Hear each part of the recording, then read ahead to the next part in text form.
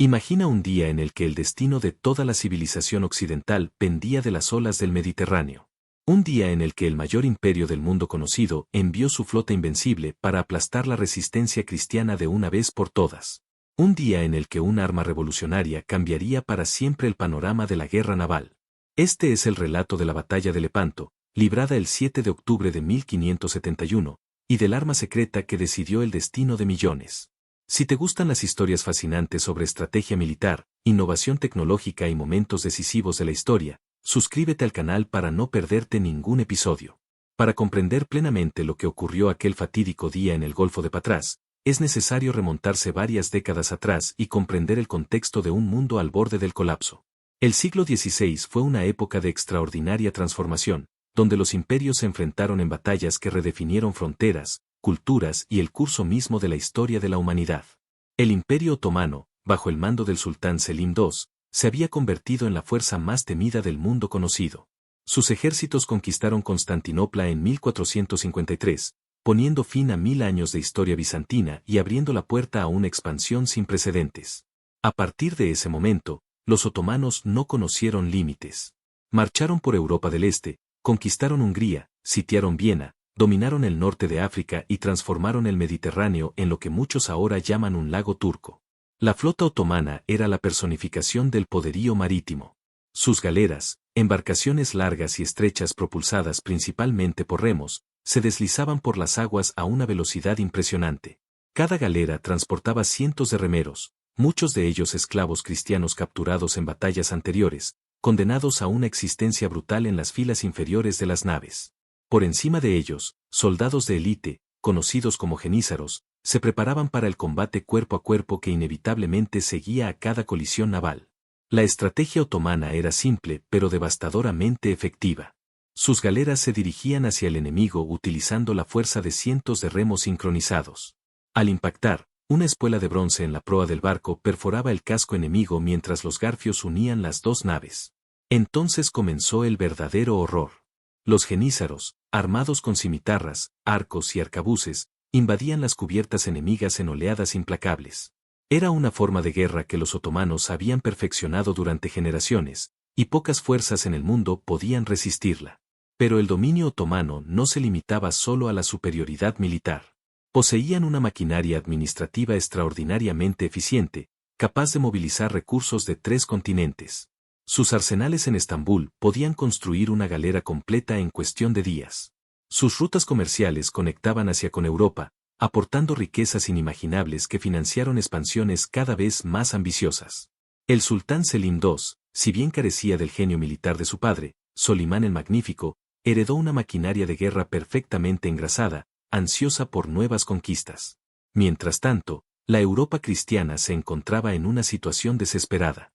Las naciones que deberían haberse unido ante una amenaza común estaban profundamente divididas. La reforma protestante había fragmentado la cristiandad, creando rivalidades que a veces parecían más intensas que el propio conflicto con el Islam. Francia, aunque católica, mantenía alianzas pragmáticas con los otomanos para debilitar a sus rivales Habsburgo.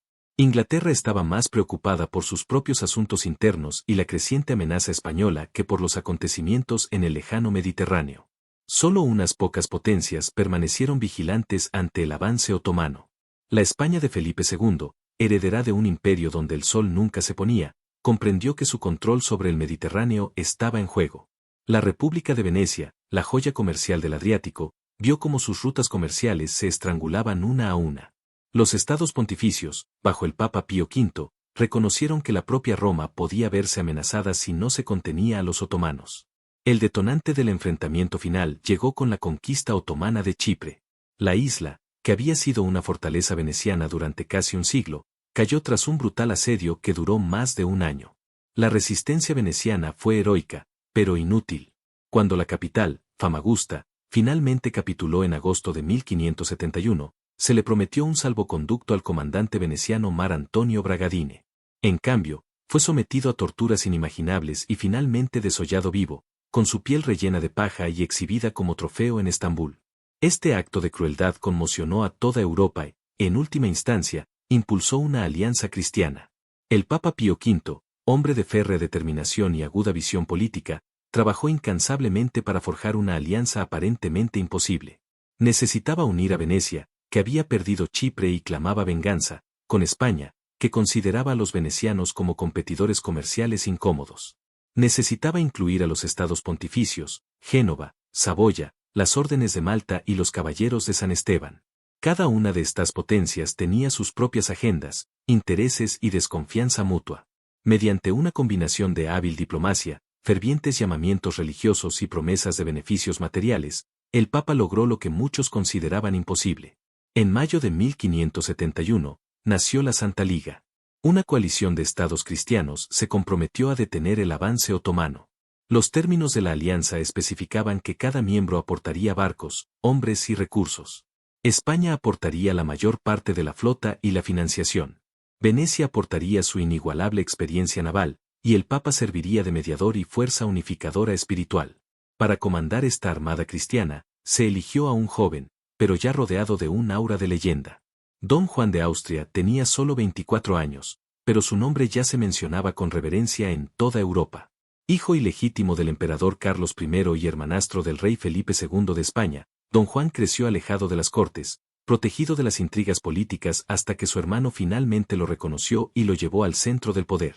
Don Juan había demostrado su valía militar al reprimir la rebelión morisca en Granada, demostrando no solo valentía personal, sino también habilidad táctica y la capacidad de inspirar una lealtad ferviente en sus hombres. Era carismático, atractivo, culto y ambicioso. Algunos decían que soñaba con conquistar Constantinopla y restaurar el antiguo imperio bizantino bajo su propio gobierno. Otros murmuraban que aspiraba a ser rey de algún reino recién conquistado. Pero lo que nadie cuestionaba era su valentía y determinación absoluta. La flota de la Liga Santa comenzó a reunirse en Mesina, Sicilia, durante el verano de 1571. Fue una proeza logística de proporciones impresionantes. Llegaron barcos de todo el Mediterráneo occidental. Cada uno traía no solo soldados y marineros, sino también suministros, armas, municiones y las complejas cadenas de mando que reflejaban las tensiones políticas de la alianza.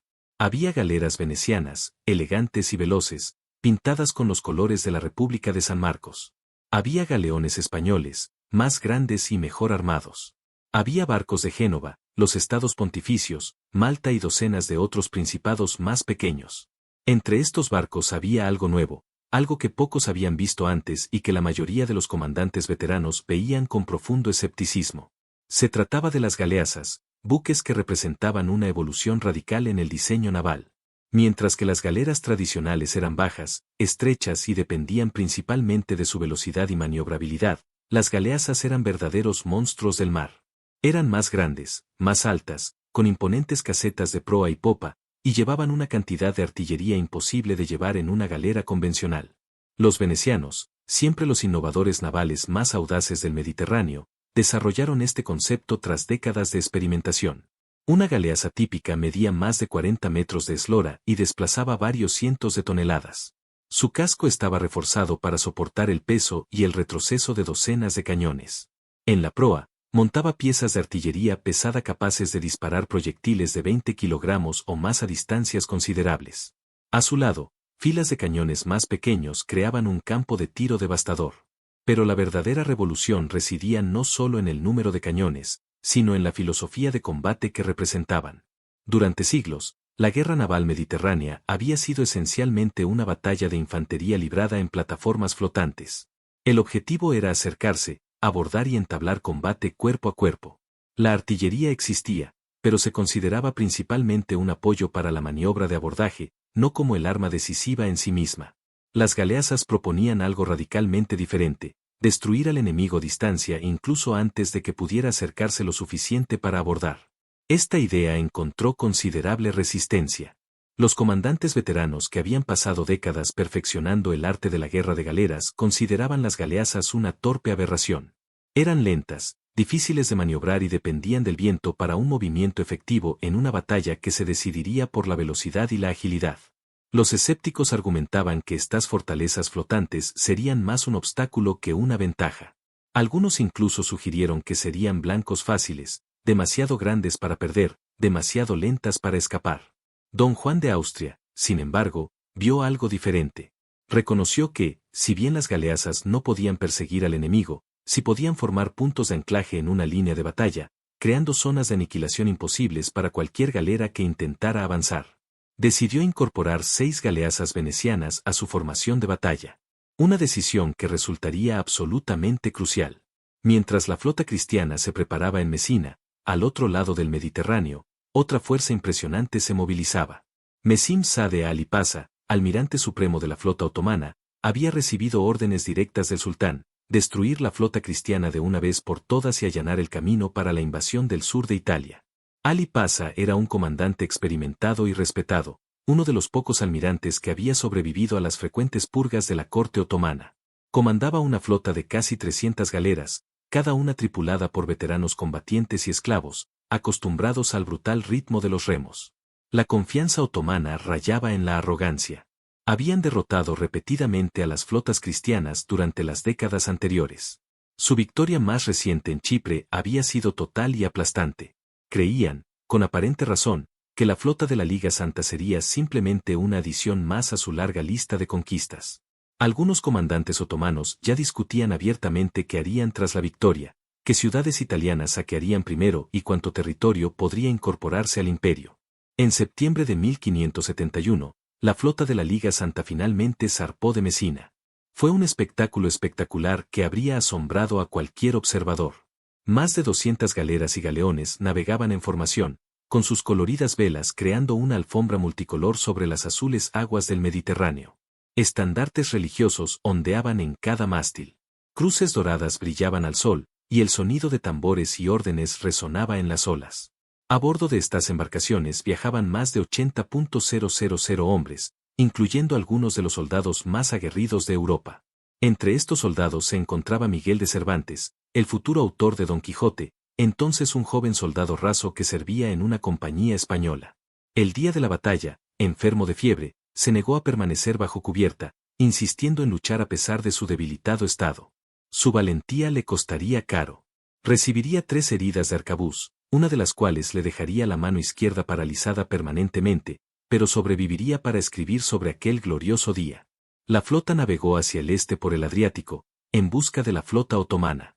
La ansiedad aumentaba cada día. Constantemente llegaban rumores contradictorios. Algunos decían que los otomanos se habían retirado a Estambul para pasar el invierno. Otros afirmaban que estaban cerca, esperando en alguna bahía escondida para preparar una emboscada. Don Juan mantuvo una férrea disciplina, pero incluso él empezó a preguntarse si realmente habría una batalla ese año. Entonces, en la mañana del 7 de octubre, mientras la flota cristiana navegaba cerca de la costa occidental de Grecia, los observadores en lo alto del mástil gritaron la advertencia que todos esperaban y temían. Velas en el horizonte. Muchas velas. La flota otomana había sido encontrada, o quizás más exactamente, había encontrado a la flota cristiana.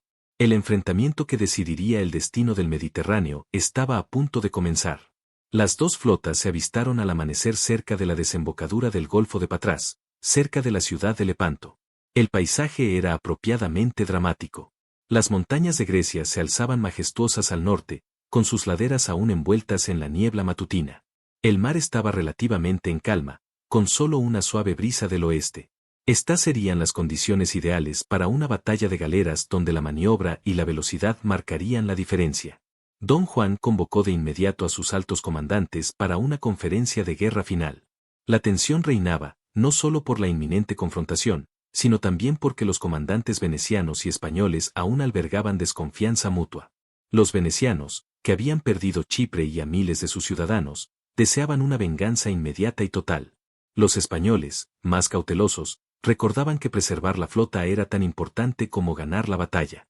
Don Juan necesitaba equilibrar estas prioridades contradictorias mientras preparaba una estrategia de combate. La formación de batalla fue cuidadosamente planeada. La flota cristiana se organizaría en 3 divisiones principales, extendiéndose en una línea de aproximadamente 5 kilómetros de ancho. Don Juan comandaría personalmente la división central a bordo de la galera real, una magnífica embarcación adornada con oro y seda carmesí. A su derecha, al mando del ala sur, estaría Giovanni Andrea Doria, uno de los almirantes más experimentados de la flota, comandante de las galeras genovesas. A su izquierda, al mando del ala norte, estaría Agostino Bárbaro, un almirante veneciano decidido a vengar la pérdida de Chipre. Y luego estaban las galeazas. Don Juan tomó la decisión crucial de colocar estas 6 naves a la cabeza de la línea de batalla cristiana, 2 frente a cada división. Debían servir como primera línea de defensa, absorbiendo y desbaratando el ataque inicial otomano. Era una estrategia arriesgada. Si las galeazas no lograban frenar el avance enemigo, simplemente se convertirían en obstáculos para la propia flota cristiana. Pero si actuaban según lo planeado, podrían frenar el impulso de la carga otomana incluso antes de que comenzara. Del lado otomano, Alí Pasha también organizó su flota en 3 divisiones. Mantenía una considerable ventaja numérica con unas 300 galeras contra aproximadamente 28 navíos cristianos. Su estrategia era clásica y de eficacia comprobada: avanzar rápidamente, usar la superioridad numérica para envolver las alas de la flota cristiana y luego converger en el centro en un devastador movimiento de pinza. Era la misma táctica que había destruido innumerables flotas cristianas anteriormente. Al mando del ala derecha otomana estaba Mehmed Sirocco, un comandante experimentado que conocía las aguas griegas como nadie. Al mando del ala izquierda estaba Ulu Hali, un renegado italiano que se había convertido al Islam y se había convertido en uno de los corsarios más temidos del Mediterráneo. Ulu Hali era conocido por su astucia y crueldad a partes iguales. Había comenzado su carrera como pescador, fue capturado por piratas berberiscos, se convirtió y ascendió de rango hasta convertirse en uno de los almirantes más exitosos de la flota otomana. Al mediodía, ambas flotas estaban listas. El momento estaba cargado de una trascendencia histórica que trascendía la batalla misma. Fue un choque de civilizaciones, religiones y visiones del mundo fundamentalmente diferentes. Ambos bandos creían que luchaban no solo por territorio o poder político, sino por la supervivencia misma de su modo de vida. Don Juan, en un gesto que se convertiría en leyenda, ordenó erigir un gran crucifijo en el mástil de su galera. Luego, recorrió la flota en un pequeño bote, visitando cada división, hablando con comandantes y soldados rasos, inspirándolos con palabras de aliento y recordándoles lo que estaba en juego. Se dice que les dijo a sus hombres que luchaban no solo por la gloria o el botín, sino por la libertad de sus familias, la seguridad de sus hogares y la preservación de su fe. Del lado otomano, Alí Pasha lanzó sus propias exhortaciones. Recordó a sus hombres las innumerables victorias obtenidas, la debilidad y división de los cristianos, y la inevitabilidad de su victoria. Prometió riquezas, esclavos y gloria eterna a quienes lucharan con valentía. Los genízaros, la élite del sultán, golpeaban sus armas contra sus escudos con un ritmo ensordecedor, creando un sonido que parecía hacer vibrar el mar mismo. Entonces, alrededor de las 12:30, se dio la orden. Las galeras otomanas comenzaron a avanzar, sus remos golpeando el agua en perfecta sincronía. Era un espectáculo a la vez hermoso y aterrador. Cientos de barcos moviéndose como un solo organismo, sus afiladas proas cortando las olas, sus banderas verdes ondeando al viento. El sonido era ensordecedor. El redoble de los tambores, los gritos de los remeros, el crujido de la madera bajo una tensión extrema. La flota cristiana permaneció en formación, a la espera. Esta era la parte más difícil de cualquier batalla, el momento de incertidumbre previo al contacto. Cuando cada hombre se encontraba solo con sus pensamientos y temores, muchos oraban, algunos en voz alta, otros en silencio. Los sacerdotes se movían entre los hombres, ofreciendo la absolución final.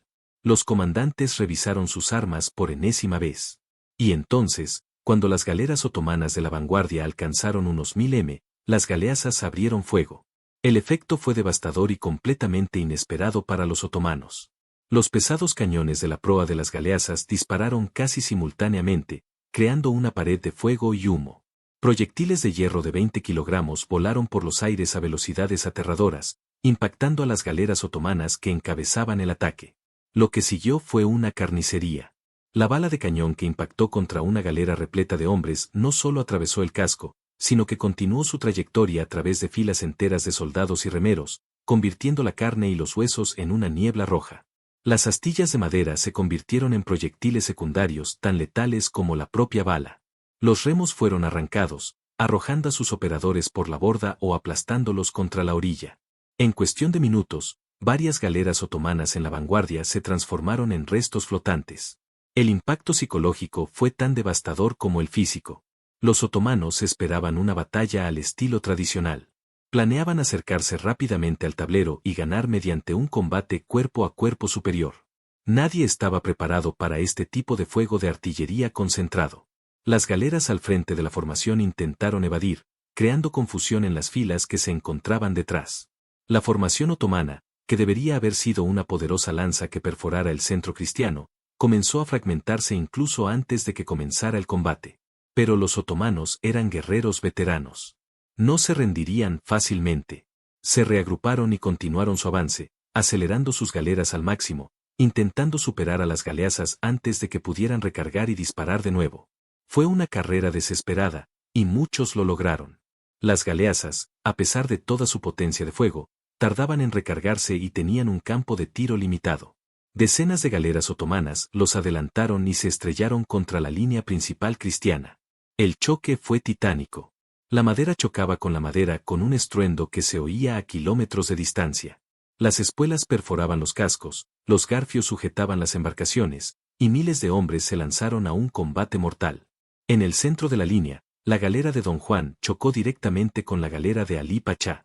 Fue como si el destino mismo hubiera dispuesto este duelo entre los dos comandantes supremos. Lo que siguió en la galera real fue una de las batallas más encarnizadas jamás registradas. Los jenízaros otomanos, los mejores soldados de su imperio, se enfrentaron a los tercios españoles, la infantería más temida de Europa. Los arcabuces disparaban a corta distancia. Las cimitarras chocaban contra las espadas. Los hombres luchaban y morían en un espacio tan reducido que los muertos permanecían de pie, sostenidos por la presión de los cuerpos circundantes. Don Juan luchó personalmente, con la espada manchada de sangre, inspirando a sus hombres con su ejemplo. Durante 3 horas, la batalla se tambaleó de un lado a otro. Los otomanos, con su ferocidad característica, lograron capturar brevemente el castillo de proa de la galera real. Por momentos aterradores, parecía que Don Juan sería capturado o asesinado. Pero llegaron refuerzos de las galeras vecinas y los cristianos recuperaron el terreno perdido. Los arcabuceros en las torretas de batalla disparaban contra la cubierta abarrotada. Cada disparo derribaba hombres como granos de trigo bajo una hoz. En los flancos se libraban batallas igualmente feroces. En el ala norte, Agostino Bárbaro lideró a sus venecianos contra Mehmed Siroco. Los venecianos lucharon con particular furia, recordando Chipre y el destino de Mar Antonio Bragadin. Bárbaro fue herido al principio de la batalla por una flecha que le atravesó el ojo, pero se negó a abandonar la cubierta y continuó al mando mientras sangraba profusamente. Finalmente, el ala veneciana empezó a tomar la delantera. Las galeras otomanas, sorprendidas por la intensidad de la resistencia, comenzaron a retirarse. Sin embargo, en el ala sur, la situación era diferente. Ulu Jalí, el renegado italiano, demostró por qué se le consideraba uno de los comandantes más astutos del Mediterráneo. Al darse cuenta del fracaso del ataque frontal, ejecutó una audaz maniobra de flanqueo. Sus galeras rodearon el extremo sur de la línea cristiana, amenazando con envolver toda la formación. Giovanni Andrea Doria, al mando del ala sur cristiana, se vio obligado a extender su línea para evitar ser flanqueado, creando peligrosas brechas en la formación. Ulu Jalí aprovechó estas brechas sin piedad. Sus galeras penetraron la línea cristiana, sembrando el caos y la confusión. Logró capturar la galera insignia de la Orden de Malta, mató a su comandante y derribó el estandarte de la Orden como trofeo. Por un momento, pareció que el flanco sur cristiano iba a derrumbarse por completo, poniendo en peligro a toda la flota. Pero fue en este momento crítico cuando se reveló el verdadero ingenio de la formación de Don Juan. Había mantenido una reserva de galeras tras la línea principal, incluyendo algunas de las galeras españolas y venecianas más poderosas. Cuando el peligro en el ala sur se hizo evidente, envió esta reserva para estabilizar la situación. Al mando de Álvaro de Bazán, marqués de Santa Cruz, estas galeras contraatacaron con una fuerza devastadora, haciendo retroceder a las galeras de Ulu Jalí y restableciendo la línea cristiana. En el centro, la batalla en la galera real finalmente alcanzó su clímax. Ali Pasha, el comandante supremo otomano, luchaba personalmente en la proa de su galera cuando un disparo de arcabuz lo alcanzó. Cayó mortalmente herido. Los soldados cristianos se abalanzaron sobre él de inmediato, y en cuestión de segundos su cabeza fue cercenada y alzada en una lanza. Un grito de horror recorrió la flota otomana al ver a su comandante muerto. Por otro lado, los cristianos lanzaron un rugido de triunfo que pareció estremecer las aguas. La muerte de Alí Pachá marcó un punto de inflexión decisivo. El estandarte del sultán, que ondeaba con orgullo en el mástil de su galera, fue derribado y reemplazado por el estandarte de la Liga Santa. Este acto simbólico tuvo un efecto psicológico devastador. Las galeras otomanas, que momentos antes seguían combatiendo ferozmente, comenzaron a flaquear. Los comandantes que habían avanzado con confianza en sus ataques comenzaron a considerar la retirada. Y entonces, el curso de la batalla cambió decisivamente. La formación otomana, que ya había sido desbaratada por el fuego de las galeazas en un momento anterior de la batalla, comenzó a desintegrarse por completo. Las galeras intentaron huir, pero muchas estaban tan enredadas con las embarcaciones cristianas que les era imposible escapar. Otras lograron liberarse, pero se encontraron sin salida. La bahía estaba rodeada por tierra por 3 lados, y la flota cristiana bloqueaba la única salida a mar abierto. Lo que siguió fue más una ejecución que una batalla. Las galeras otomanas fueron perseguidas y destruidas una a una. Algunas encallaron en la costa en un intento desesperado por permitir que sus tripulaciones escaparan por tierra. Otras fueron rodeadas y obligadas a rendirse tras un breve pero feroz combate. El mar se tiñó de sangre y la superficie estaba cubierta de restos, cadáveres y hombres desesperados que intentaban nadar hacia un lugar seguro. Al caer la tarde, la batalla de Lepanto prácticamente había terminado. De las casi 300 galeras que Alí Pachá había comandado esa mañana, más de 200 habían sido destruidas o capturadas. Unos 30.000 otomanos habían muerto y otros 8.000 habían sido capturados. Lo más significativo fue la liberación de 15.000 cristianos que habían sido esclavos en las galeras otomanas.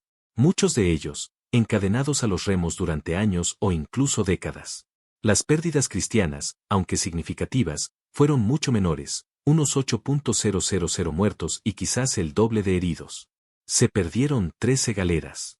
Fue una victoria aplastante desde cualquier punto de vista. La invencibilidad de la flota otomana, que había sido un principio de fe durante generaciones, se hizo añicos decisivamente en una sola tarde de combate.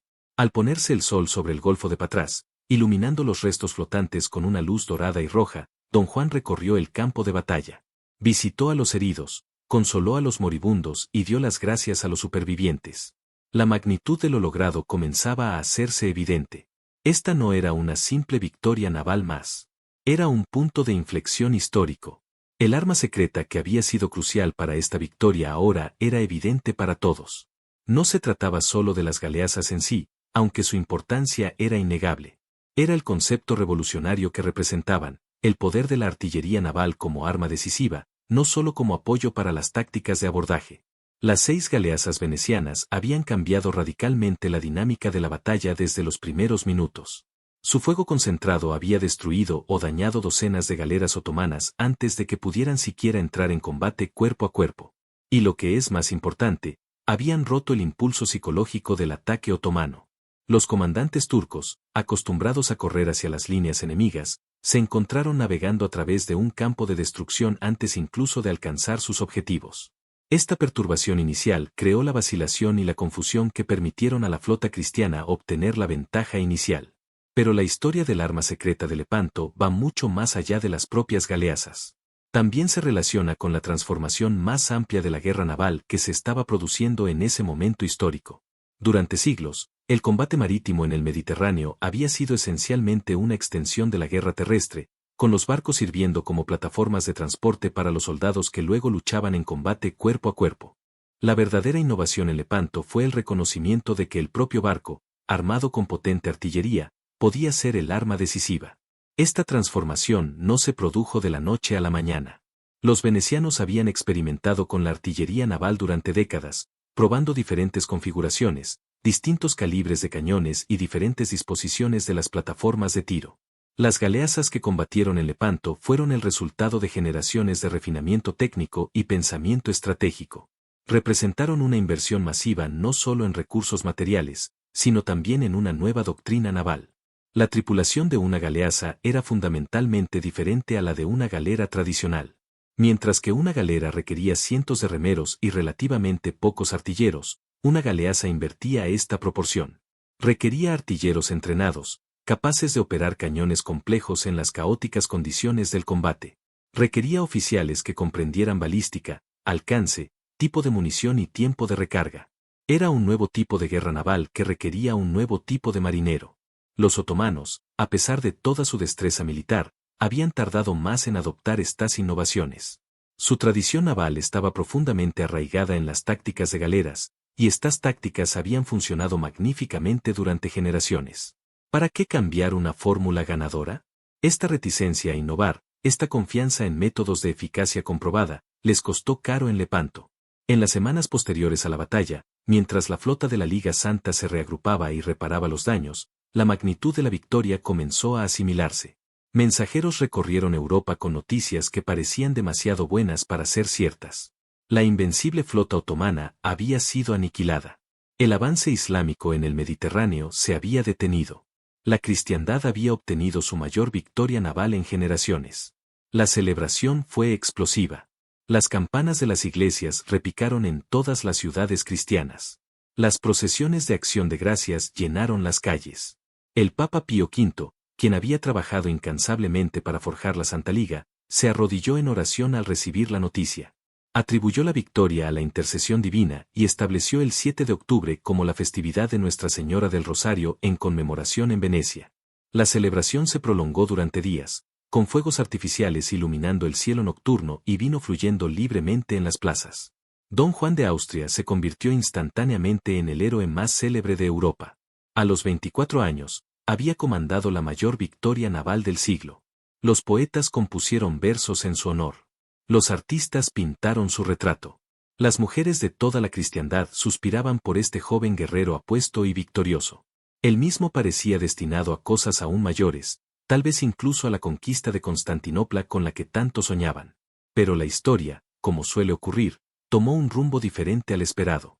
La Liga Santa, forjada con tanto esfuerzo antes de la batalla, comenzó a desintegrarse casi inmediatamente después. Las antiguas rivalidades entre Venecia y España resurgieron. Cada potencia tenía sus propias prioridades y agendas. Venecia, agotada por la guerra y ansiosa por recuperar sus rutas comerciales, pronto negoció una paz por separado con los otomanos. España, cada vez más preocupada por las rebeliones en los Países Bajos y las tensiones con Inglaterra, redirigió sus recursos a otras zonas. Don Juan nunca tuvo la oportunidad de capitalizar su victoria. Fue enviado a gobernar los Países Bajos españoles, donde luchó contra los rebeldes holandeses en una guerra frustrante e interminable. Murió en 1578 a los 33 años de fiebre tifoidea en una fría y húmeda tienda militar, lejos de la gloria de Lepanto. Su cuerpo fue transportado en secreto de vuelta a España, desmembrado y conservado en sal para evitar su descomposición durante el viaje. Fue un final triste para un héroe tan brillante y para los otomanos. Demostraron una resiliencia notable. El gran visir dijo la famosa frase: ustedes, los cristianos, nos han quemado la barba, pero volverá a crecer con más fuerza. Nosotros les hemos cortado el brazo y nunca volverá a crecer. Se refería a la pérdida de Chipre, que permaneció en manos otomanas, y había verdad en sus palabras. En menos de un año, los arsenales de Estambul habían construido una nueva flota de más de 200 galeras. Aunque perdieron a muchos marineros experimentados en Lepanto, contaban con vastos recursos para reclutar y entrenar a nuevos. Sin embargo, algo fundamental había cambiado. El aura de invencibilidad otomana se había desvanecido. Se había demostrado que podían ser derrotados, que sus tácticas podían ser superadas, que su imperio no era el destino manifiesto que muchos habían comenzado a creer. Este cambio psicológico fue quizás tan importante como la propia victoria militar. Las potencias cristianas recuperaron la confianza. El pánico que había asolado las ciudades costeras durante generaciones comenzó a remitir. Lo más significativo es que Lepanto marcó el fin de la expansión otomana en el Mediterráneo occidental. Aunque controlaban Chipre y mantuvieron una fuerza poderosa durante siglos, nunca más intentaron seriamente invadir Italia ni amenazar el corazón de la cristiandad occidental. Su atención se dirigió gradualmente a otras fronteras, los Balcanes, Persia y el Cáucaso. Las galeazas, el arma secreta de Lepanto, tuvieron un destino interesante. Representaban el futuro de la guerra naval, pero un futuro que tardaría décadas en materializarse plenamente. El problema residía en que eran una solución transitoria. Eran más potentes que las galeras tradicionales, pero aún dependían parcialmente de los remos para maniobrar. Prefiguraban los navíos de línea del siglo XVIII, las fragatas y los buques de guerra propulsados exclusivamente por velas y armados con baterías de cañones. Pero esta transformación completa tardaría generaciones. A corto plazo, las galeras tradicionales continuaron dominando el Mediterráneo durante otro siglo. Su construcción y mantenimiento eran costosos, requerían tripulaciones especializadas y eran menos versátiles que las galeras comunes. Por lo tanto, si bien su contribución en Lepanto fue crucial, no reemplazaron inmediatamente a las flotas existentes. En cambio, sirvieron como un presagio, una indicación del rumbo futuro. La verdadera revolución en la guerra naval llegaría con el desarrollo de las tácticas de línea de batalla, donde los veleros fuertemente armados navegaban en formaciones paralelas, intercambiando salvas de artillería hasta que uno u otro bando era destruido. Este fue el tipo de guerra naval que Nelson dominaría en Trafalgar más de 2 siglos después. Pero las semillas de esta revolución se sembraron en Lepanto, donde por primera vez se demostró decisivamente el poder de la artillería naval. La historia de Lepanto contiene profundas lecciones que resuenan a través de los siglos. La primera se refiere al poder de la innovación tecnológica. Los otomanos tenían superioridad numérica, una tradición victoriosa y una confianza surgida de décadas de victorias.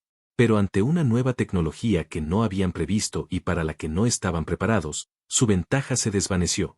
Las galeazas cambiaron las reglas del juego de una forma que los otomanos no pudieron adaptarse con la suficiente rapidez. La segunda lección se refiere a la importancia de la unidad ante una amenaza existencial.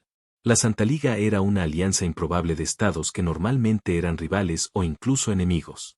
Venecia y España habían competido por el comercio y la influencia durante décadas. Los estados pontificios tenían sus propios intereses. Génova competía con Venecia. Pero ante la amenaza otomana, estas diferencias se dejaron de lado temporalmente. Esta unidad, tan difícil de lograr y tan frágil de mantener, fue crucial para la victoria. La tercera lección trata sobre el liderazgo. Don Juan de Austria tenía solo 24 años cuando comandó la flota de la Liga Santa. Era joven, relativamente inexperto en la guerra naval y comandaba almirantes mucho mayores y con más experiencia que él. Pero poseía carisma, coraje y la capacidad de inspirar a los hombres a dar lo mejor de sí. Su decisión de colocar galeazas al frente de la formación, aunque controvertida en su momento, resultó brillante. Un buen liderazgo puede multiplicar la eficacia de cualquier fuerza. La cuarta lección se refiere a la persistencia de consecuencias imprevistas. Lepanto fue aclamada como una victoria aplastante que cambiaría el curso de la historia. En cierto sentido, lo hizo, pero no como esperaban sus contemporáneos. No condujo a la reconquista de Constantinopla. No destruyó el poder otomano. No unificó a la cristiandad en una cruzada permanente. En cambio, sus consecuencias fueron más sutiles y a largo plazo. Un cambio en el equilibrio psicológico de poder, una aceleración de la innovación naval y un precedente para la cooperación europea contra amenazas comunes. Miguel de Cervantes, el joven soldado español que luchó en Lepanto a pesar de su enfermedad, escribiría más tarde sobre la batalla con orgullo en el prólogo de Don Quijote. Describió Lepanto como la ocasión más importante que la historia haya visto. Para él y para miles de otros que lucharon allí, fue el momento decisivo de sus vidas. Habían presenciado un punto de inflexión en la historia. Habían participado en algo verdaderamente épico. Y, de hecho, hay algo épico en Lepanto que trasciende la batalla misma. Fue el último gran combate de galeras en el Mediterráneo, el fin de una era de guerra naval que se remonta a la antigüedad. Las tácticas que Temístocles empleó en Salamina, las que los romanos emplearon contra Cartago, las que los bizantinos emplearon contra los árabes, culminaron y terminaron en Lepanto.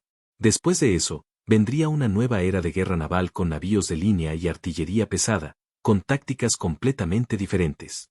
Pero ahora, en aquella tarde de octubre de 1571, mientras el sol se ponía sobre aguas ensangrentadas y los restos del naufragio llegaban a la costa, los hombres de ambos bandos comprendieron que habían participado en algo extraordinario. Habían presenciado el choque de imperios, el choque de civilizaciones y el triunfo de la innovación sobre la tradición. El arma secreta que destruyó la armada otomana no fueron solo las 6 galeazas venecianas, aunque su contribución fue crucial. Fue la idea que representaban, que la guerra estaba cambiando, que la artillería y la tecnología cobraban mayor importancia que la valentía bruta y las tácticas tradicionales, que el futuro pertenecía a quienes podían innovar más rápido que sus enemigos. Esta lección resonaría durante los siglos siguientes. Cuando los españoles se enfrentaron a la armada inglesa en 1588, descubrieron que los ingleses habían aprendido las lecciones de Lepanto mejor que ellos. Los barcos ingleses, más maniobrables y con mejor artillería, destruyeron la flota española, evitando los encuentros cercanos que los españoles esperaban. Fue Lepanto a mayor escala y en su forma más pura.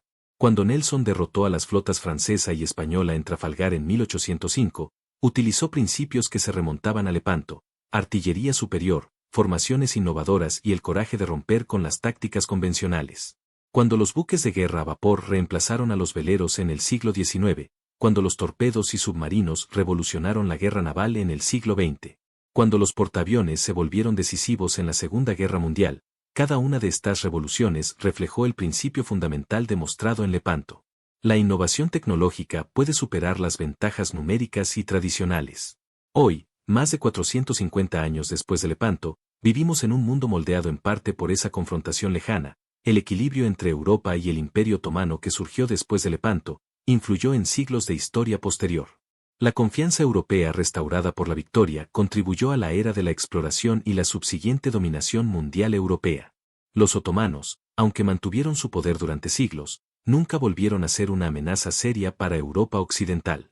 Las mismas galeras y galeazas que lucharon en Lepanto se han convertido en polvo desde hace mucho tiempo. Los hombres que las tripulaban llevan siglos muertos. Los imperios por los que lucharon se han transformado hasta ser irreconocibles o han desaparecido por completo. El Imperio Otomano, que parecía tan formidable en 1571, finalmente se derrumbó tras la Primera Guerra Mundial, fragmentándose en docenas de estados-nación modernos. España, que constituía el núcleo de la flota cristiana, perdió hace mucho tiempo su imperio global. Venecia, la república comercial que construyó las galeazas revolucionarias, es ahora una ciudad-museo. Su gloria naval es solo un recuerdo preservado en palacios y pinturas. Pero la lección fundamental de Lepanto sigue vigente. Las ventajas tradicionales pueden superarse con la innovación. Los enemigos que parecen invencibles pueden ser derrotados. Los cambios tecnológicos pueden alterar el equilibrio de poder más rápido de lo que nadie anticipa. Y en momentos de crisis existencial, incluso los rivales más acérrimos pueden encontrar maneras de cooperar para beneficio mutuo. El arma secreta que destruyó a la armada otomana en Lepanto no fue solo una máquina ni una táctica. Fue la voluntad de pensar de forma diferente, de desafiar las convenciones, de arriesgarse a innovar contra la tradición. Fue reconocer que el mundo estaba cambiando y que quienes no se adaptaran a él quedarían rezagados. Fue la valentía de invertir en nuevas tecnologías incluso cuando su eficacia no estaba demostrada. Fue la visión de ver más allá de las limitaciones del presente hacia las posibilidades del futuro. Ese día de octubre de 1571, en el Golfo de Patras, se decidió más que una batalla. El futuro de la guerra naval se transformó. El equilibrio entre Europa y Asia cambió y se enseñó una lección que resonaría a través de los siglos. La innovación, el liderazgo y la unidad pueden superar incluso los obstáculos más abrumadores. Cuando miramos hacia atrás a través del telescopio de la historia, a ese día lejano, vemos no solo una batalla, sino un momento de transformación. Vemos el final de una era y el comienzo de otra. Vemos coraje y sacrificio, genio y error, triunfo y tragedia.